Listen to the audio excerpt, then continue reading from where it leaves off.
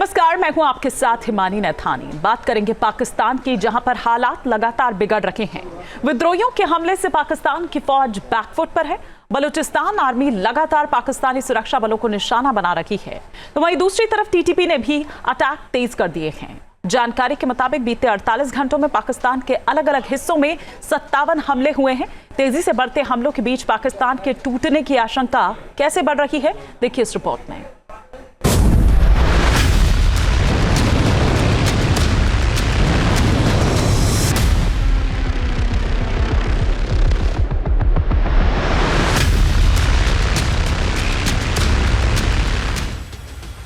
Highway पर जबरदस्त धमाका हुआ और पाकिस्तानी फौज की गाड़ियां आग का गोला बन गई।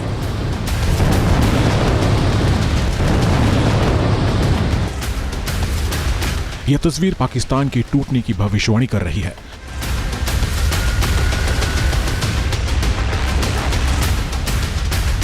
यह तस्वीर पाकिस्तान सरकार की लाचारी का भी सबूत है। वीडियो खुद बलूचिस्तान लिबरेशन आर्मी ने जारी किया है। बलूचिस्तान के नौशकी में पाकिस्तानी फौज के काफिले पर हुए इस हमले की गूंज इस्लामाबाद तक सुनाई दी।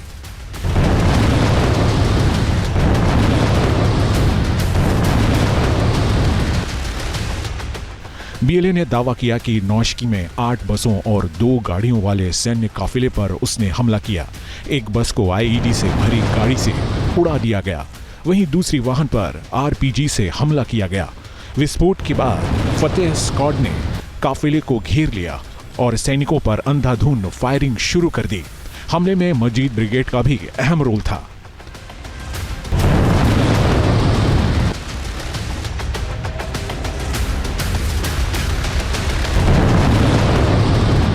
नौशकी में हुए इस हमले में मौत के आंकड़ों को लेकर सरकार और बीएलए ने अलग अलग दावे किए हैं।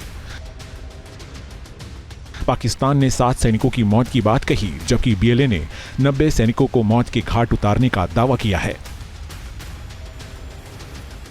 हर बार की तरह इस बार भी पाकिस्तान के आंकड़ों पर किसी को भरोसा नहीं है, क्योंकि हमले का जो वीडियो बीएलए ने जारी किया है उससे साफ हो रहा है कि विस्फोट कितना खतरनाक था और उसमें किसी के भी बचने की चांस बेहद कम ही है।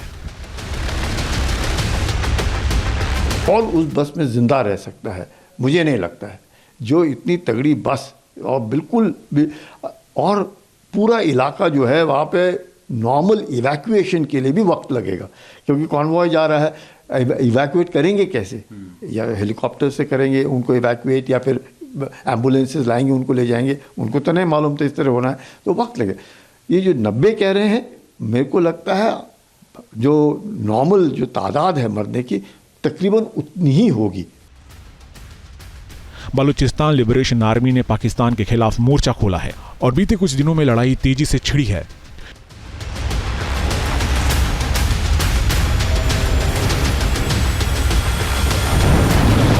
ट्रेन हाईजैक करने के बाद बीएलए बेहद आक्रामक है और पाकिस्तान बड़े संकट में घिर गया है। बीते 48 घंटों में पाकिस्तान में 57 हमले हुए हैं। इनमें ज्यादातर हमले बीएलए और टीटीपी की ओर से अंजाम दिए गए हैं। दोहरे अटैक का मुकाबला करने में पाकिस्तान की फौज पूरी तरह लाचार हो चुकी है।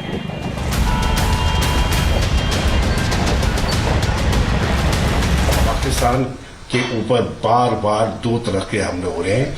एक तो बलूचिस्तान में बीएल से, और दूसरा खैबर पख्तूनख्वा में तहरीक तालिबान पाकिस्तान से।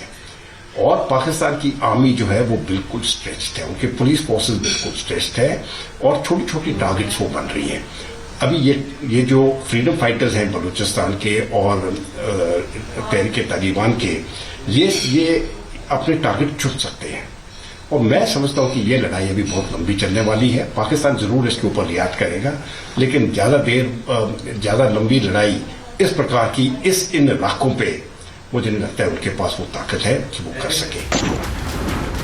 Sniper shot, grenade attack, ID blast के जरिए विद्रोही लड़ाके लगातार पाकिस्तान को टारगेट कर रहे हैं। सेना के काफिले पर हमले के बाद बीएलए ने ग्वादर कोस्ट गार्ड पर भी हमला किया है।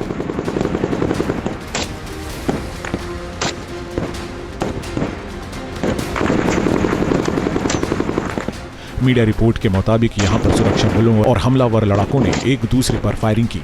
कुछ लड़ाके हथियारों के साथ कोस्ट गार्ड के अंदर घुस गए और वहां से हमला किया।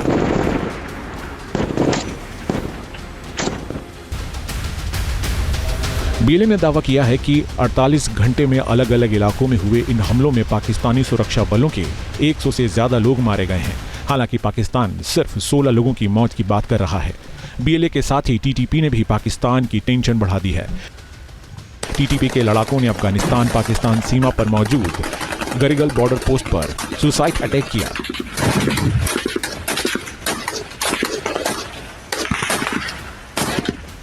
जानकारी के मुताबिक इस आतंकी हमले में फ्रंटियर कॉर्पस बाजौर स्काउट्स के 9 जवान घायल हो गए। लगातार हो रहे हमलों से पाकिस्तान की फौज और सरकार बैकफुट पर है। आतंकवाद को बढ़ावा देने की अपनी नीति में पाकिस्तान अब खुद ही घिर चुका है। पाकिस्तान ने ये खुद को अपने पांव पे कुल्हाड़ी मारी जी। उन्होंने अपने पांव पे कुल्हाड़ी मारी है और टेररिज्म को एक इंस्ट्रूमेंट ऑफ स्टेट पॉलिसी बनाकर अभी तक तो साहब टेरर एक्सपोर्ट कर रहे थे। अब वही वहाँ के ही जो गिद्ध हैं, जो कौवे हैं, जो उन्होंने टेररिज्म के पाले थे बाहर वालों के आंखें नोचने के लिए, अब वो उनकी तबाही कर रहे हैं। तो ये किसकी गलती है? ये पाकिस्तान की गलती है, उसको ही भुगतना होगा। बलूचिस्तान और खैबर पख्तूनवा में पाकिस्तान की फौज लगातार अत्याचार करती आ रही है। लिहाजा अब विद्रोही ग्रुप हर रोज पलटवार कर रहे हैं।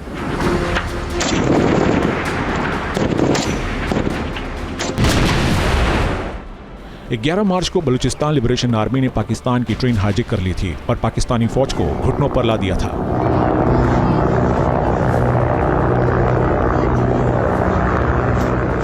क्वेटा से पेशावर जा रही जाफर पैसेंजर ट्रेन को बोलान में हाईजैक किया गया। इस ट्रेन में सुरक्षा बल, पुलिस और आईएसआई के एजेंट सफर कर रहे थे। सभी पंजाब जा रहे थे। इन्होंने बीएलए के हमले का जवाब दिया, लेकिन बीएलए ने ट्रेन पर कब्जा कर लिया। बीएलए ने पाकिस्तानी सेना को बंधकों की अदला बदली करने के लिए 48 घंटे का वक्त दिया था, लेकिन पाकिस्तान अपने जिद पर अड़ा रहा। लिहाजा बीएलए ने ट्रेन के 214 बंधकों को मारने का दावा किया। जिन लोगों को मारा गया उनमें ज्यादातर पाकिस्तान सुरक्षा बलों के जवान थे।